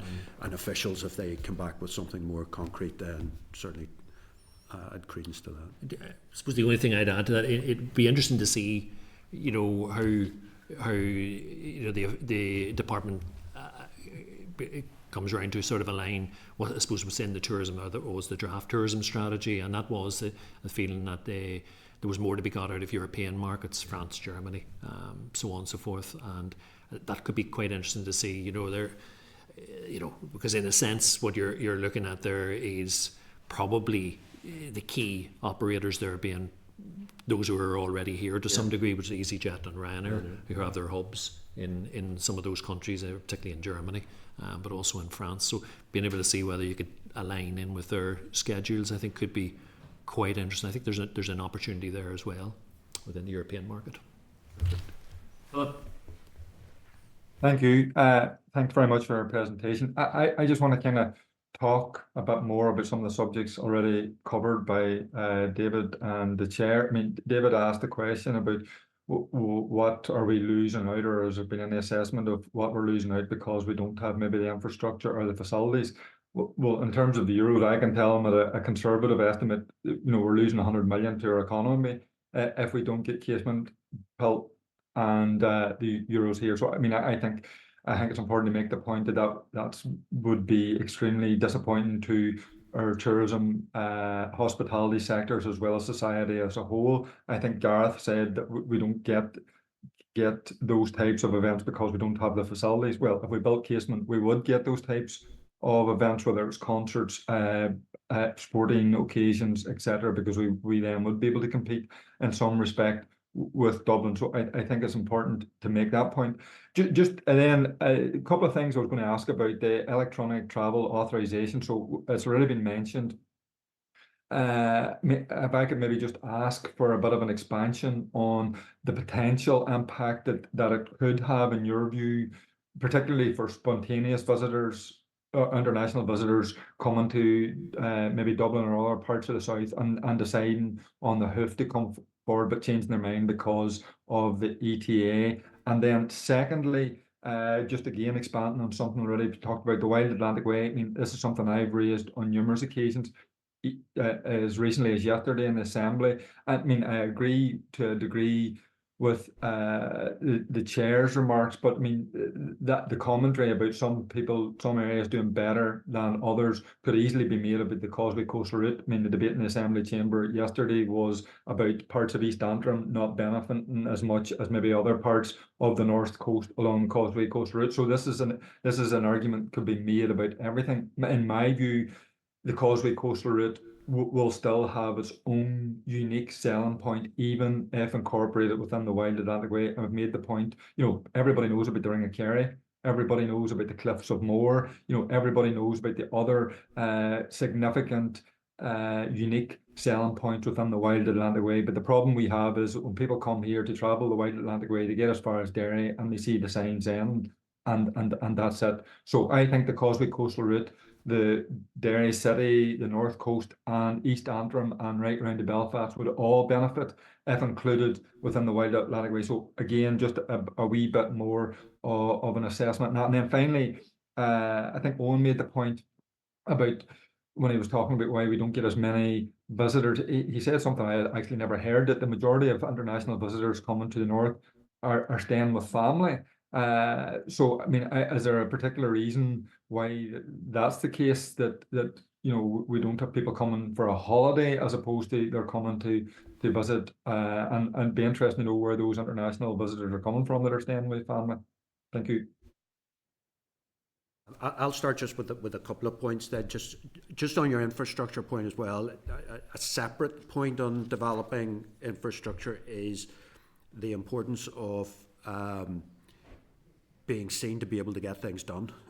So there's a point around getting up and promising we're going to do this and then not delivering. That's not good. There's a cost to that. That's just on your first point. On the impact of the ETA, I mean, that's difficult to quantify, but you're right, it's going to have a bigger impact on not spontaneous visitors, but people who may otherwise spontaneously want to travel to the north, and then they realise there's this requirement, and so therefore they decide against it. The enforcement point, I think, is probably, or lack of enforcement is probably also an important point to draw out, where no one's really going to be checking if someone's completed some international visitors completed their ETA. That's not going to be an impact, but that will still be off-putting for some visitors. We haven't done the work. I don't think we've been able to quantify in terms of in the absence of that, we would get X thousand additional visitors. I do know, I think it was the Northern Ireland Tourism Alliance, have said that there should be a 5 to 7 day grace period for international visitors coming to Northern Ireland. So it would seem to me that seems like a reasonable policy measure for the department and minister to seek to reach agreement on.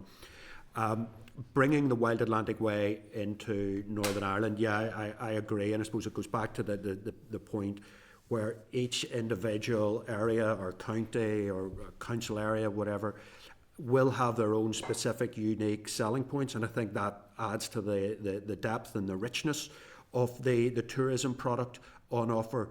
But there's no reason why each of those can't have their own sub-brand within a broader Wild Atlantic Way overarching brand. So it's about being able to, and there might be people who will come to visit the Ring of Kerry and other sub-brands and then continue on and you know they may not be aware of all of the products on offer, but because it's marketed under one broader banner, they can then take advantage of other attractions and other areas. So I think that's something to consider. And then the final point, and Owen, correct me if I'm wrong, I don't know if we said that most international visitors to Northern Ireland were visiting friends and family. It was most visitors, I think, overall. And I think part of the reason for that is because 2/3 of everyone who visits Northern Ireland comes from GB. And so therefore there's more likely in it from a GB perspective to be some sort of family friends link between NI and GB. In terms of international visitors, Owen, you can maybe go a little bit further in terms of how that breaks down and where they stay. Yeah, I can maybe add a bit to that. To that question, really, you're looking at just in 2019, you're looking at about just over half of the total, and it is actually the international visitors are visiting friends and relatives, as it's called. 3 reasons people give for visiting. One is they're either on holiday or stroke leisure, it's a business or other, or it's friends and relatives that they're visiting, and you tend to find stay with, I guess, as well. And I think, as Gareth has said, that the pattern is probably higher. The pattern is certainly higher again when you're looking at visitors from GB. So we have that. What's interesting in that is the profile is slightly different in the south. The south would still have about a quarter of their international visitors coming to visit friends and family, but they would have some of those who are actually international from the States coming, and they tend not to stay with friends and family. It's a bit like my mother would say, it's like fish. International visitors can go off after 3 days. You don't want to have them staying too long really with you. So in a sense, you know, it's kind of one of those ones that you don't do that if you're kind of coming a good distance, I'm guessing. But so the profile is slightly different for that, and it may be people are putting that down as visiting friends and relatives when it's a diaspora type visit, and it's a different kind of diaspora then. If you're coming across from GB, you're probably a more recent emigrant over there, or a more transient emigrant, if you like, and you're coming back to stay with friends and family. The other interesting one in that, in terms of the international visitors, that we haven't really developed to the same degree as the south, and it's one that isn't often mentioned, is the kind of business and other visitors. You know, it'd be quite interesting to see what could be done more in that space, and again that probably comes back to it's mainly conference type things, and I think, you know, there's been good work done by the International Conference Centre and others to try and bring conferences in, but there's probably more could be done, I think, in that space. It's one that we don't pay a huge amount of attention to, but it's a big money spinner, I think, when you can bring large conferences in. If you talk, as we did in the consultation, to people involved in the convention centre in Dublin, it's a high expenditure type visitor, and tends to be bringing maybe not just the conference delegate, but other members of the family with them to spend a week and then go somewhere else. And Belfast has been very successful in the past in terms of attracting conferences, but conferences were very significantly impacted by the pandemic, and it's bringing that back is a challenge. Okay, thank you. That was really useful. I suppose I should agree with you in terms of the first point about infrastructure and not promising things that maybe then aren't delivered, and reputational damage. I should point out that the promise of bringing the Euros here to the north was incorporated in a proposal by the British government, and it was their promise of funding that hasn't been delivered on. So should it not happen, I mean, who would have thought that the British Tory government's reputation could be further tarnished? But I mean, a number of promises that they aren't seemingly going to deliver on would seem that I was wrong in that regard. Thank you, sir. Sinead? Thank you for your presentation so far, and a lot of the areas have actually been covered. But I just want to kind of reflect back. In research in 2006 found that cross-border cooperation in tourism lacked depth or strategic intent. Do you think we've made improvements in that all-island cooperation? Or have we got still significant ground to cover? We're looking at one another there, but yeah, I'll take that. If you're okay with that, I think it's a very interesting piece of work that was done back 20 years ago by Paul Teague and Joan Henderson from Queen's, and in a sense, I think what they were looking at that time. Was how tourism cooperation, I mean, Tourism Ireland was only a few years old at that point in time, and they were looking to sort of see was there a way in which that could be driven further. And I think in a sense, certainly at that point in time, there was probably, it was early days, with the north-south institutions in terms of the depth issue. I think that's probably grown to a much greater extent over the last kind of 20 years, if you like, if you want to call it, or the last couple of decades since that paper was done. So I think there, in terms of the regularity of North-South Ministerial Council meetings, actually probably even more importantly than that, some of the other stakeholder groups that Tourism Ireland have been able to pull together over that 2 decades, they've done very good work in that, in terms of the kind of the depth of cooperation that is there. The strategic intent side of it, I think probably, I suppose where I would look at that is a question, and listen, this could be, I think, applied to any of the institutions of area or indeed areas of cooperation that are there under the agreement, is whether more could be done with some of that now, or whether that needs a fresh look at, again, whether we're actually still in the right spaces in terms of some of the things that were outlined as being priorities back, given that it's 25 years on. So it's kind of looking at that. I think that would be an interesting exercise to do now in that space for the North-South Ministerial Council to have a look at, to see, does that remit, let's call it that way, need to be refreshed? Are there other things that could be added? I think if you look at tourism development more generally, some things continue as were in terms of the need for marketing promotion. There are other things I think that are there now that probably weren't there to the same degree in terms of vertical integration of operators in it, clustering, that type of thing. They wouldn't have been as much a priority, say, in 2000 as they might be now. So like anything, I think looking afresh at these things, again, it's probably no harm. So probably an answer to your question, I think we've moved on quite a bit from 2006 or 2005-6, whenever the research was done. But I think there's probably opportunities really to look again, and particularly in that strategic intent point. Yeah.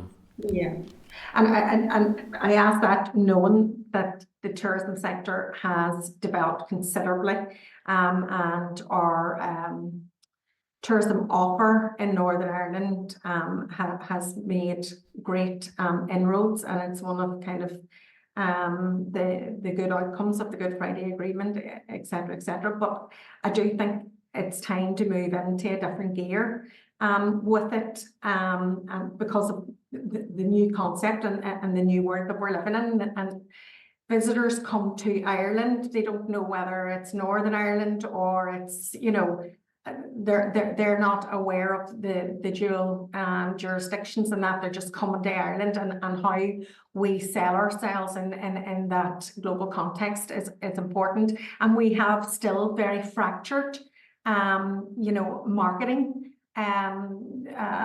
organisations, like, and there's so many players in it. You've got Tourism Ireland, Tourism NI, Bulk Ireland, all of our visitor centres, and everybody is putting resources into marketing little bits and pieces of it without, you know, that overriding strategic, you know, depth that we need to really do. And that's not taken away from the individual sale of areas. And I think was it Philip said that earlier on, or maybe you know, talking about like the Ring of Kerry, and you know, we can all sell individual parts of it. And for example, Derry, we sell the walls, we sell our history, our culture, and that doesn't detract from the overall. But we need to get the visitors in to land them on the local sale. And I still think that we have work to do collectively, north, south, to do it together better. And I'm very aware as well of the criticism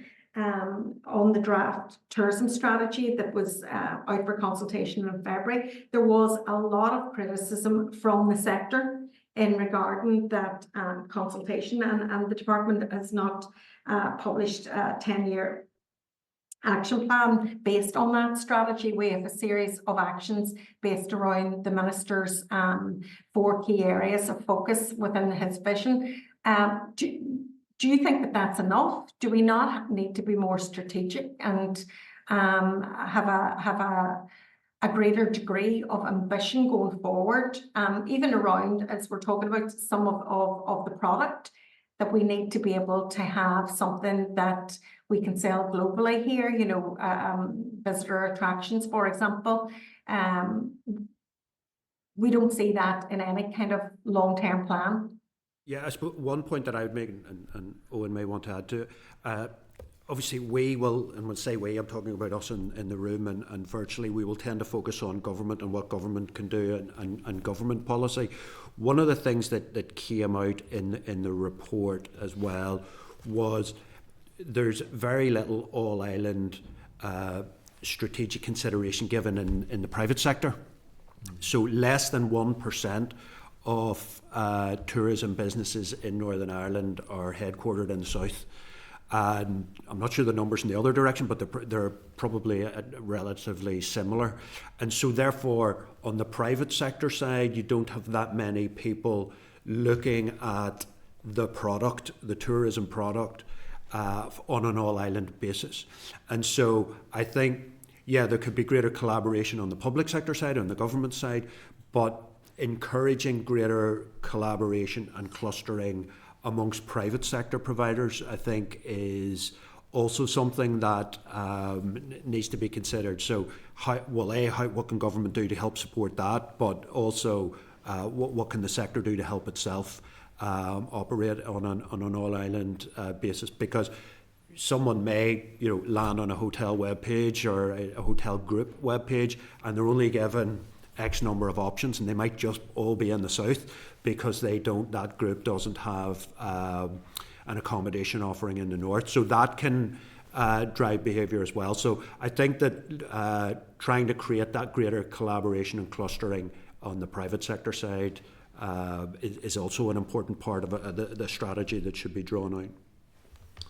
I mean, just to add maybe on the tourism strategy, and I think it's an interesting one. I mean, I suppose it was an interesting kind of process, I think, that went through, because I suppose sometimes we can be and have been in the past critical, you know, maybe of the department for allowing policy to be set by agencies, whereas in this case the department went ahead and developed the strategy maybe independent of the agencies and indeed the sector in that. So it's kind of maybe a case of damn do you do and damn do you don't in these feelings. But in general, I kind of think, yeah, I do think that there does need to be an overall ambition or vision of what people believe the sector could be. Going back to the point that the first question was that we were asked, like, how do you get from X to Y?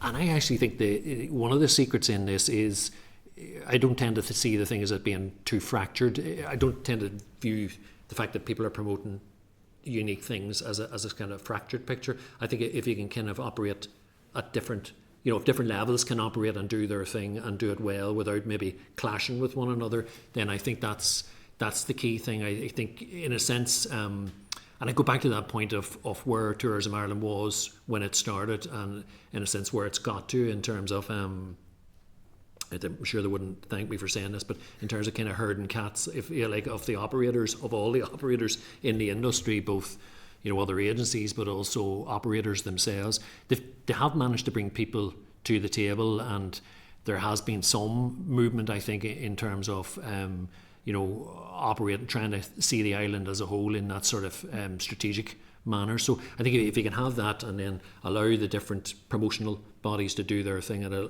local level, I think that can help everyone, really. I don't necessarily think that it has to be kind of centralised. I think that would be my view on that. That would be a mistake. They actually have a devolved operation, say, of local visitor centres or councils or wherever it might be, promoting their own local areas. No bad thing. Yeah, and I'm not suggesting that we wouldn't or shouldn't. It's just, I suppose, we need to make sure that visitors arriving, which the majority international visitors are arriving through Dublin airport, that they can move easily around the island. And that we direct, that we market and direct them towards all parts of the island as well. And we have to look at some of those international, the brands like the White Atlantic Way, Ancient East, and others, that we all are engaged in those areas of work as well. And I think probably the fact that the North-South Ministerial Council has been, stop-start, as the government here has been stop-start, that momentum of building and growing our international visitors it has been difficult through that mechanism. Not that great work has gone on, but we do see a differentiation between tourism in ROI and tourism in Northern Ireland, and we're kind of the poor relative in this, and it's just how do we actually, as an island, kind of try and level the playing field in some way and ensure that the visitor experience in Northern Ireland is of comparison and of a high standard, and that we're ambitious in giving that experience to the visitor as they come. Okay, thank you very much, gentlemen. Thank you both very much for your representations on that. We really appreciate it, and no doubt when the outworkings of the Tourism Strategy Action Plan, we'll probably be in touch to seek your views on that. So thank you very much indeed. Thank you, Chair.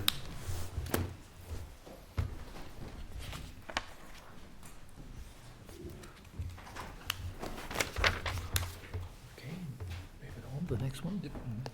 So the only thing, I suppose, we've already written to the department asking for a briefing on the air connectivity review, and the tourism strategy we had asked about an action plan. So yep. Okay. So we'll move on to item 8, members, onshore petroleum licensing policy, oral evidence from the Department for the Economy. The committee will now receive a written and oral briefing from departmental officials on feedback to the consultation on onshore petroleum licensing policy. I refer members to page 271 of their pack, page 277, 329, 338 and 532. Delighted to welcome Jimmy Graham, Head of Business, Gas, Minerals and Petroleum at the Energy Group, Noreen Fleming, Minerals and Petroleum Branch, and Michael Bradley. Colleagues, you're all very welcome to the committee this morning. I certainly seen Jimmy in the chamber yesterday, so you're all very welcome to committee, and I'll hand over to you at this stage. Okay. Thank you for the welcome, Chair and members of the committee, and good afternoon now, I guess, and thank you for the chance to come and speak to you about the responses to the consultation on onshore petroleum licensing policy. So I'll maybe just give a bit of a reminder on the consultation and then explain the responses. So the public consultation ended in April. The consultation document examined the global and regional developments on energy use and petroleum licensing, the local geology and policy context, the results of the research, and then it set out a range of policy options. And this included our preferred option of a moratorium and legislative ban on all forms of onshore petroleum exploration and production. So we sought views on the conclusions of the research, the preferred option, and if there were other options that had not been explored. So in total, there were 382 responses to the consultation, with most from local people. And the report analyses responses to the questions in the consultation and addresses the issues that were raised. So the key finding, headline finding, is that 95% of the respondents supported the preferred option. Those in favour emphasise the need to meet the targets in the Climate Change Act, the environmental and social harms of petroleum activity, and the strength of opposition from local communities to previous onshore petroleum activity. And there was also a strong desire for the department to focus on renewable sources of energy. So you'll see from page 6 of the consultation report that although that 21 responses disagreed with the preferred option, actually only one response was explicitly in favour of continuing with petroleum licensing. So the response to the consultation shows overwhelming support from local people for a moratorium and ban on all forms of exploration and production. So the next step will be for the Minister to seek executive approval for the preferred policy option and then to start the legislative drafting process to amend the Petroleum Production Act and associated regulations. Approval from the Executive will start a moratorium where applications will not be accepted or processed while the legislative process is ongoing, and the Department will inform the current licence applicants of the moratorium. So we're working through the timeline for the legislation with Departmental Solicitor's Office and the Office of Legislative Counsel, and a number of responses to the consultation requested that the Department consults on the draft legislation, which will see it introduced to the Assembly in early 2025. So thank you for your time this afternoon and giving us the chance to give you a brief update on where we are with onshore petroleum licensing policy. Happy to take your questions, provide any clarification on the briefing supplied, and of course we'll continue to keep the committee updated on the progress in this area and keep you fully engaged right throughout the legislative process. Thank you for that, and I don't think that'll come to any surprise to members, the responses, given the unanimous view that was expressed in the chamber when this issue was debated. I just have one issue I just wanted to raise. So in that debate on the 29th of April, the Minister said that he would not be adjudicating or progressing the current applications that are within the department, but in the consultation it says that that'll be a matter for the Executive. I'm just wondering, has the Executive taken a decision on those applications that are currently in advance of him introducing his legislation?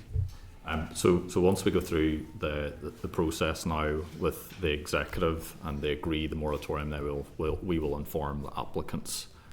This is the stage that it is now at. Well, I think apart from that, there was no other clarification from members. We support you in your endeavours, and we look forward to working with you to progress this as soon as possible. Thank you very much indeed. Thank you.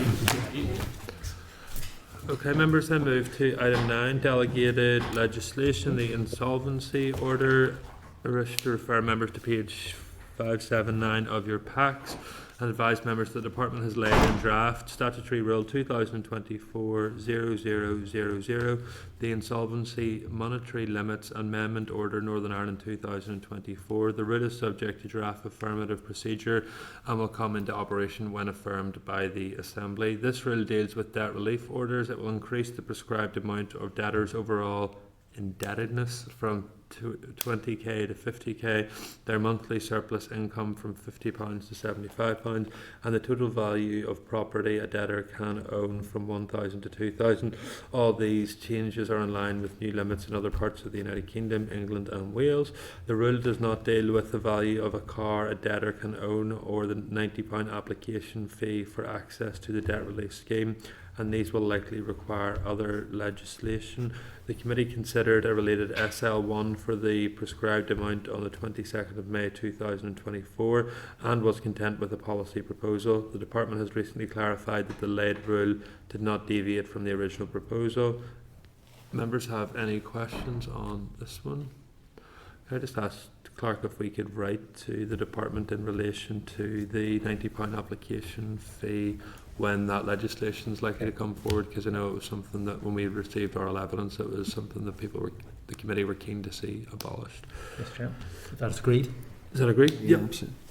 And okay, members, if members are content, I'm going to put the following motion to the committee: that the Committee for the Economy has considered Statutory Rule 2024-0000, the Insolvency Monetary Limits Amendment Order Northern Ireland 2024, and subject to the Examiner of Statutory Rules report, recommends that it be affirmed by the Assembly. Is that agreed, members?